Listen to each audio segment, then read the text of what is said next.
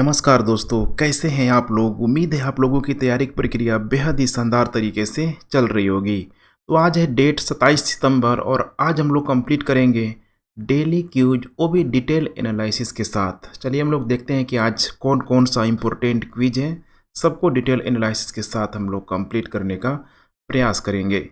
लेकिन यहाँ पे पहला जो सवाल है, आज का सवाल आप लोगों को नीचे इसका कमेंट करना है कि प्रधानमंत्री नरेंद्र मोदी ने सितंबर 2021 में न्यूयॉर्क में संयुक्त राष्ट्र महासभा के किस सत्र को संबोधित किया है। इसका आंसर आप लोग कल सुबह में विस्तृत व्याख्या के साथ प्रोवाइड की जाएगी।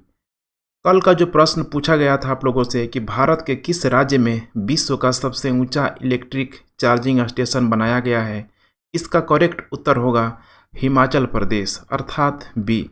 तो हिमाचल प्रदेश राज्य के लाहौल स्पीति जिले में हाल ही में अस्थायी पर्यावरण को बढ़ावा देने के उद्देश्य से विश्व का सबसे ऊंचा इलेक्ट्रिक चार्जिंग स्टेशन बनाया गया है। इसको बनाया किसने है तो ध्यान रखिएगा, इसे गो ईगो नेटवर्किंग कंपनी ने स्थापित किया है। तो नए लोग हैं तो चैनल को सब्सक्राइब जरूर कर लीजिए एंड वीडियो को लाइक शेयर करते रहे एंड पीडीएफ के लिए पूरा आप लोग टेलीग्राम ग्रुप को ज्वाइन करने की कोशिश कीजिए। डेली पीडीएफ यहीं पे अपलोड की जाती है। तो आप लोग हर एक प्रश्न के नीचे कमेंट करते रहेंगे। मैं हर एक क्वेश्चन में टाइमर लगाते चलूँगा 5 सेकेंड का। पहला प्रश्न है, सितंबर 2021 में निम्नलिखित में से किस देश ने भारत के साथ हाइड्रोजन और जैव ईंधन पर कार्यबल शुरू किया है। ऑप्शन है पहला चीन, उसके बाद अमेरिका, उसके बाद नेपाल, श्रीलंका।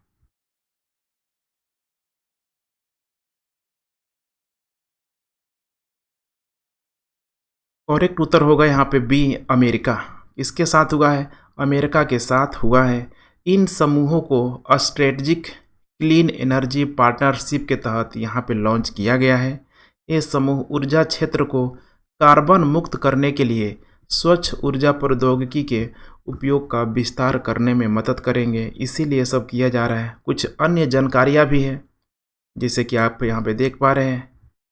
अमेरिका ने 2030 तक यहाँ पे बोला हुआ है कि 2005 के स्तर के पहले का जो नीचे 50 से 52% तक अर्थव्यवस्था व्यापी ग्रीन हाउस गैस उत्सर्जन को कम करने का ही प्रयास करेगा। दूसरा है यहाँ पे कि US trade and development agency ने US India climate technology action group अर्थात सी टैग को भी यहाँ पे लॉन्च किया है। इसको आप लोग ध्यान रखिएगा, किसके द्वारा तो US trade and development agency के द्वारा। इसके अलावा यहाँ पे सी टैग उन पहलों पर निजी और सार्वजनिक क्षेत्र के इनपुट को एकीकृत करेगा जो जलवायु पर वैश्विक कार्रवाई में योगदान कर सकते हैं। अमेरिका ने भारत को जलवायु के लिए एग्रीकल्चर इनोवेशन मिशन अर्थात M4 क्लाइमेट में भाग लेने के लिए भी आमंत्रित किया है। और कब किया है तो नवंबर 2021 में। अब जो कोप जो होता है कोप 26 में यहाँ पे लॉन्च यहाँ पे किया जाएगा। कोप सम्मेलन यहाँ पे देखिए ऑलरेडी अभी तक 25 हो चुका है, 26 में यहाँ पे इसमें लॉन्च किया जाएगा। तो इसको भी आपको रिलेट कर लीजिएगा 2021 में, ठीक है, कोप 26 होने वाला है। प्रश्न नंबर 2, फसाई और क्वालिटी काउंसिल ऑफ इंडिया के अनुसार निम्नलिखित में से किस वर्ष भारत औद्योगिक ट्रांस फैट फ्री बन जाएगा। ध्यान रखिएगा, औद्योगिक ट्रांस फ्री फैट बन जाएगा। Option A 2021, option B 2030, option C 2025, option D 2022।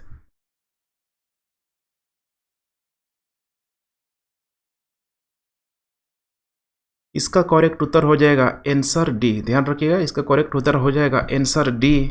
इसमें कहा जा रहा है कि नए परीक्षण किए गए प्रस्तुत खाद्यान्न नमूनों में से केवल 1.34% में उच्च वसा वाले अवयवों के अनुमेय स्तर से अधिक वसा पाई गई है। उपरोक्त निष्कर्ष जो भी ये चीज़ किया जा रहा है, भारतीय गुणवत्ता परिषद के साथ राष्ट्रीय खाद्य नियामक अर्थात जो फसाई है, भारतीय खाद्य सुरक्षा और नियामक मानक प्राधिकरण, बिना इसके परमिशन से, ठीक है, कोई भी फूड नहीं बेचा जा सकता है, द्वारा किए गए अखिल भारतीय सर्वेक्षण से प्राप्त होता है कि भाई जो इसमें ट्रांस जो फैट है यहाँ पे देख पा रहे हैं अभी भी 1.3% में उच्च वसा वाले यहाँ पे, ठीक है, ट्रांस जो फैट यहाँ पे पाया जाता है। कुछ और भी यहाँ पे जानकारी देख पा रहे हैं यहाँ पे।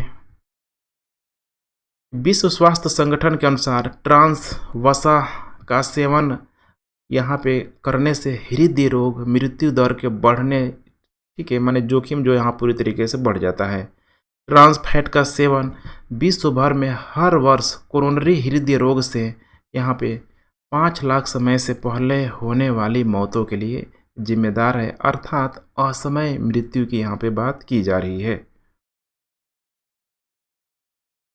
क्वेश्चन नंबर 3, निम्नलिखित में से किस बैंक को एशिया मनी द्वारा कराए गए एक सर्वेक्षण में most outstanding company in India के रूप में वोट दिया गया? फिर से प्रश्न सुनिए, निम्नलिखित में से किस बैंक को एशिया मनी द्वारा कराए गए एक सर्वेक्षण में most outstanding company in India के रूप में वोट दिया गया? Option A ICICI Bank, option B Axis Bank, option C Yes Bank, option D HDFC bank.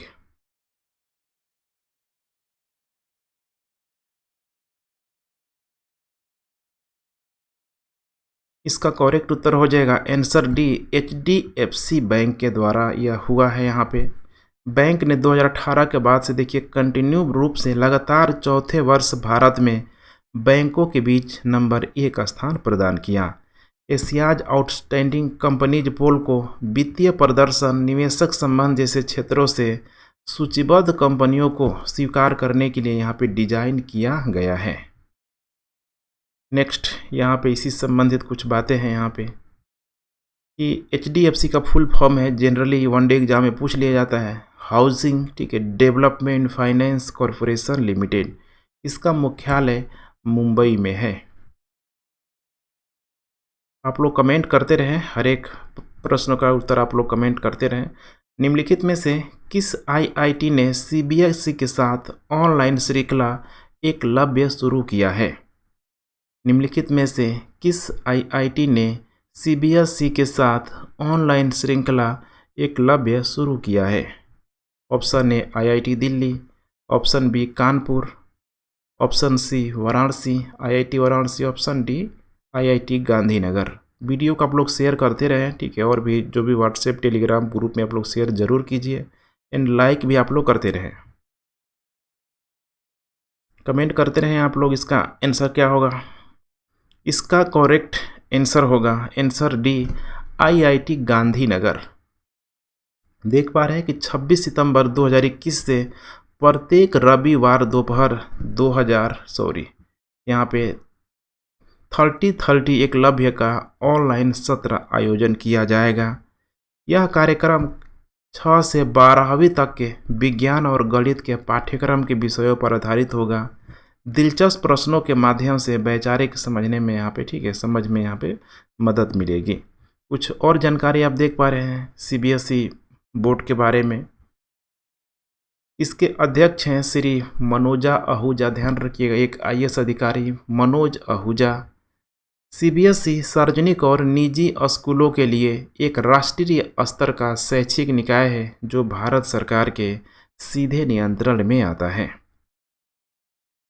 Next प्रश्न 5 नंबर, निम्नलिखित में से किस राज्य के स्टार्टअप मिशन ने नवाचार और उद्यमिता को बढ़ावा देने के लिए इनोवेटर प्रीमियम लीग अर्थात आईपीएल, वो आईपीएल नहीं क्रिकेट वाला, इनोवेटर्स प्रीमियम लीग 2021 की शुरुआत की है? ऑप्शन है नंबर 1 केरला, बी उत्तर प्रदेश, सी मध्य प्रदेश, डी महाराष्ट्र। आप लोग कमेंट करते रहें।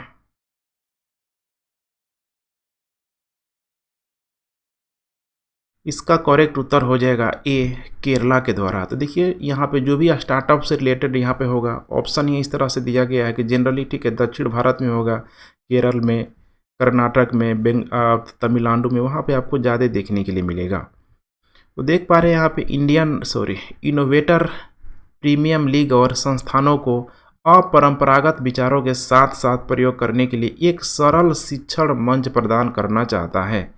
जो भी, ठीक है, जिस क्षेत्र में अपना टैलेंट दिखाएगा यहाँ पे उसको पूरी तरीके से मौका दिया जाएगा। कुछ और बातों को आप देख पा रहे हैं इनोवेटर प्रीमियम लीग के बारे में। इसके अलावा कहा जा रहा है कि यहाँ पे ठीक है कुसुम भी बोला जाता है इसको, ठीक है। केसम 2006 में स्थापित केरला में ही उद्यमिता विकास और उष्मायन गतिविधियों के लिए राज्य की एक यहाँ पे नोडल एजेंसी है। इससे मुख्य रूप से विभिन्न प्रौद्योगिकी क्षेत्रों के लिए एक वैश्विक नवाचार इनक्यूबेटर हब के रूप में एक प्रौद्योगिकी नवाचार क्षेत्र की स्थापना और संचालन के लिए इसे नामित किया गया है। नेक्स्ट प्रश्न है यहाँ पे, निम्नलिखित में से किस मंत्रालय ने एक पहल अभियान की शुरू की है?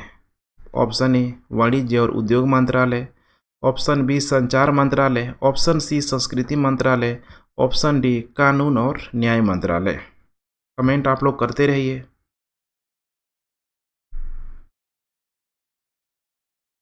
इसका करेक्ट उत्तर हो जाएगा डी कानून और न्याय मंत्रालय। एक पहल अभियान की शुरू की गई है। इसका उद्देश्य है टेली लॉ के तहत बड़े पैमाने पर पंजीकरण को प्रोत्साहित करना है और टेली लॉ के माध्यम से देश भर में 51,434 कॉमन सर्विस सेंटरों के विशाल नेटवर्क के माध्यम से पैनल अधिवक्ताओं द्वारा लाभार्थियों को प्रभावी रूप से मुकदमेबाजी पूर्व सलाह प्रदान करना है।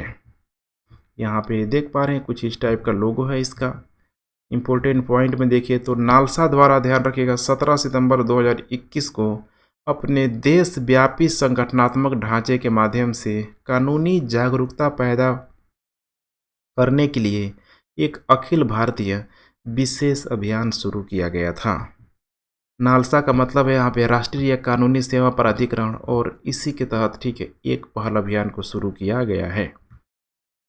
डोर टू डोर अभियान कानूनी सेवाओं पर बैनरों का प्रदर्शन, रोड शो, नुक्कड़ नाटक, इसके अलावा 14.85 लाख से अधिक नागरिकों की उत्साही प्रतिक्रिया के लिए यहाँ पे आयोजित किया गया था।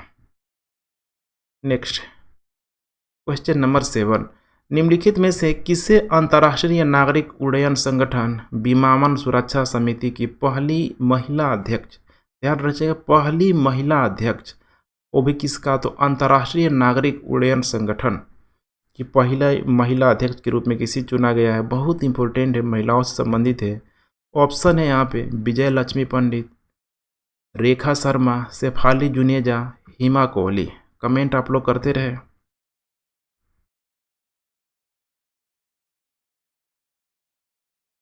इसका करेक्ट उत्तर हो जाएगा आंसर सी शेफाली जुनेजा। देख पा रहे हैं संयुक्त राष्ट्र संघ के लिए इस रणनीतिक समिति का नेतृत्व करने वाली पहली महिला बनी, जिसका नाम है शेफाली जुनेजा। कुछ और भी यहाँ पे देख पा रहे हैं नागरिक उड्डयन से संबंधित। यहाँ पे कहा जा रहा है कि ICAO हवाई दुर्घटना की जांच के लिए प्रोटोकॉल की परिभाषित करता है, जिसका पालन अंतर्राष्ट्रीय नागरिक उड्डयन पर शिकागो कन्वेंशन के लिए हस्ताक्षर करने वाले, कहाँ पे शिकागो कन्वेंशन के लिए हस्ताक्षर करने वाले देशों में परिवहन सुरक्षा अधिकारियों द्वारा किया जाता है। नेक्स्ट प्रश्न है यहाँ पे, विश्व नदी दिवस हर वर्ष सितंबर को किस दिन मनाया जाता है? ऑप्शन ए में अंतिम रविवार, अंतिम शनिवार, अंतिम शुक्रवार, अंतिम गुरुवार। कमेंट करते रहे आप लोग।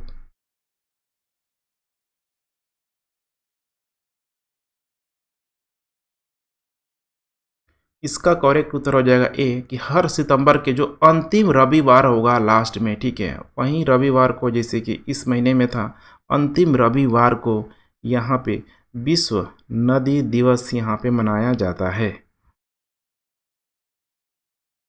क्वेश्चन नंबर 9, सितंबर 2021 में किस राज्य के वन विभाग ने एक मानव वन्य जीव संघर्ष शमन परियोजना शुरू की है जो विभिन्न उपायों को लागू करेगी?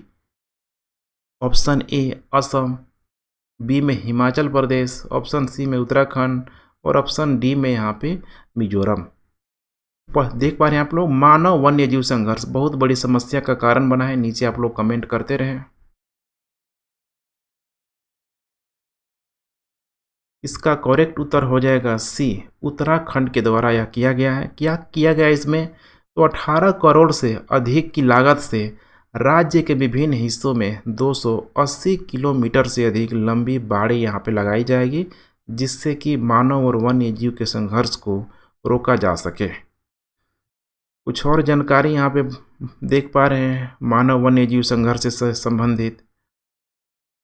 ठीक है, उत्तराखंड में चूंकि किया गया है तो उत्तराखंड की कुछ विशेष बातें आप देख पा रहे हैं। उत्तराखंड के chief minister Pushkar Singh Dhami, governor Gurmeet Singh, और लोकसभा में उत्तराखंड की सीटें कितनी है? 5। राज्यसभा में 3 सीटें हैं। नेक्स्ट प्रश्न देख पा रहे क्वेश्चन नंबर 10। किस राज्य से खीरे को भौगोलिक संकेतक के तहत कृषि उत्पादों के तहत भौगोलिक संकेतक का टैग प्रदान किया गया है? ध्यान रखिएगा, किस राज्य से खीरे को भौगोलिक संकेतक के तहत कृषि उत्पादों के तहत भौगोलिक संकेतक का टैग प्रदान किया गया है? किसको प्रदान किया गया है? यहाँ पे आप लोग कमेंट जरूर कीजिए, बहुत इंपॉर्टेंट प्रश्न है। इसका करेक्ट उत्तर हो जाएगा सी, नागालैंड। यहाँ पे ध्यान रखिएगा, नागालैंड को जीआई टैग खीरा का यहाँ पे दिया गया है। तो नागालैंड के नागा कुकुम्बर को हाल ही में 1999 के जो जियोग्राफिकल इंडिकेशन ऑफ गुड्स हैं, ठीक है, पंजीकरण और संरक्षण के रूप में उसे आप जान सकते हैं, उसी अधिनियम के तहत कृषि उत्पादों के तहत भौगोलिक संकेत टैग यहाँ पे प्रदर्शन किया गया है। वे कैलोरी में कम, पोटेशियम और जल में उच्च होते हैं और स्पोर्ट्स ड्रिंक के विकल्प के रूप में कार्य कर सकते हैं। यह झूम कृषि में महत्वपूर्ण घटक फसलों में से पूरी तरीके से एक है, अर्थात ठीक है, खीरा को भी झूम कृषि के रूप में आप जान सकते हैं, लगाया जाता है, प्रोडक्शन किया जाता है। कुछ और बातें आप देख पा रहे हैं नीचे यहाँ पे है कि यह मुख्य रूप से धान के साथ कैश क्रॉप के रूप में उगाया जाता है। कैश क्रॉप मतलब नकदी फसल के रूप में आप इसे समझ सकते हैं। अब नागालैंड के विभिन्न जिलों से ऑफ सीजन यहाँ पे, ठीक है, खीरे हैं। ऑफ सीजन में भी वहाँ पे खीरा आपको जनरली देखने के लिए मिल जाएगा। कोन्याक जैसी कुछ जनजातियाँ मिट्टी के प्रकार के आधार पर बीज से बीज विधि द्वारा पूरे वर्ष भर यहाँ पे खीरा उगाते रहती है। नागालैंड के बारे में कुछ और जरूरी बात है, लोकसभा सीटें नागालैंड की मात्र, ठीक है, एमपी की सीटें 1 है। इसके अलावा राज्यसभा की सीटें 1 है। राजकीय पशु गेल है, राजकीय पक्षी ध्यान रखिएगा, ठीक है, नागालैंड का बेलित का ट्रैगोपन। राष्ट्रीय उद्यान है इंटंकी राष्ट्रीय उद्यान। बांध यहाँ पे काफ़ी इंपॉर्टेंट है, दोयांग बांध, या फिर ठीक है, दोयांग नदी पे दोयांग बांध बनाया गया है। नेक्स्ट प्रश्न, 1971 के मुक्ति संग्राम के दौरान भारत और बांग्लादेश के बीच सांस्कृतिक संबंधों को प्रदर्शित करने के लिए भारतीय सेना 26 से 29 सितंबर 2021 तक किस शहर में एक उत्सव का आयोजन कर रही है? तो 26 से लेकर 29 सितंबर के बीच, ठीक है, इसका आयोजन किया जा रहा है 1971 का, वहीं ठीक है, जिससे पाकिस्तान से बांग्लादेश यहाँ पे अलग हुआ था भारत के नेतृत्व में। तो कहाँ पे किया जा रहा है? लखनऊ, हैदराबाद, चेन्नई और कोलकाता। बहुत आसान सा जवाब है, आप लोग तो आसानी से कमेंट करिए, थोड़ा तुक्का भी लगाएंगे तो चलेगा इसमें। इसका आयोजन किया जा रहा है, इसका करेक्ट उत्तर हो जाएगा डी, कोलकाता में इसका आयोजन किया जा रहा है। तो 1971 के मुक्ति संग्राम के दौरान भारत और बांग्लादेश के बीच सांस्कृतिक संबंधों को प्रदर्शित करने के लिए भारतीय सेना 26 से 29 सितंबर 2021 तक कोलकाता में एक उत्सव का आयोजन कर रही है। भारतीय सेना की पूर्वी कमान द्वारा, ये बहुत इंपॉर्टेंट है, विजय सांस्कृतिक महत्व के नाम से, मैंने विजय, ठीक है, वहाँ पे जो बंगाली में विजय उसको बोला जाता है, थोड़ा प्रोनाउंसिएशन का, ठीक है, अलग होता है। तो विजय सांस्कृतिक महोत्सव नाम के उत्सव का आयोजन यहाँ पे किया जा रहा है। देख पा रहे हैं उस टाइप का, ठीक है, उस ऐतिहासिक दिन की कुछ तस्वीरें हैं जब पाकिस्तान को, ठीक है, बांग्लादेश के संदर्भ में भारतीय सेनाओं ने, ठीक है, समर्पण करवाया था। यह महोत्सव 1971 के मुक्ति संग्राम के दौरान ऐतिहासिक लड़ाइयों में भारतीय सेना की वीरता और बांग्लादेश मुक्ति योद्धा के मुक्ति संग्राम सेनानियों की कहानियों को प्रदर्शित करेगा। प्रश्न नंबर 12, ठीक है, सितंबर 2021 में हंगरी के बुडापेस्ट में किसकी पहली प्रतिमा का अनावरण किया गया था? वीडियो का आप लोग, ठीक है, लाइक शेयर कमेंट करते रहे पूरी तरीके से। Option A Nick Szabo, Gavin Andresen, option C Satoshi Nakamoto, option D Dave क्लेमन।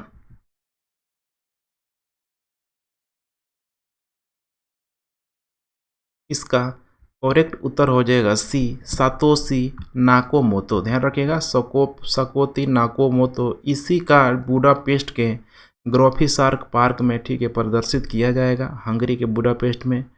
यह एक हड्डी पहने हुए व्यक्ति की मूर्ति है जिस पर बिटकॉइन लोगों की यहाँ पे उत्कीर्ण है। लोगो समझ रहे हैं ना, ठीक है, आइडेंटिफिकेशन के लिए सिंबॉलिक जो प्रतीक होता है। कुछ और बातें आप देख पा रहे हैं यही है, ठीक है, सातोशी नाकामोतो। ध्यान रखिएगा, ठीक है। इसी के द्वारा यहाँ पे आप देख पा रहे हैं कि बिटकॉइन के छद्मान निर्माता माने इसी के द्वारा सातोशी नाकामोतो के द्वारा यहाँ पे उसकी खोज की गई थी, बनाया गया था। और इसी की पहली प्रतिमा का अनावरण सितंबर 2021 में हंगरी के बुडापेस्ट में किया जा रहा है। तो ठीक है फ्रेंड्स, आज 12 इम्पोर्टेंट जो 27 सितंबर का करेंट अफेयर था उसको हम लोगों ने क्यूज के रूप में देख लिया। उम्मीद है आप लोगों को पसंद आ रहा होगा। पसंद आ रहा है तो अपना कंटिन्यू, ठीक है, लाइक शेयर करना आप लोग जारी रखें। And thanks for watching. जय हिंद।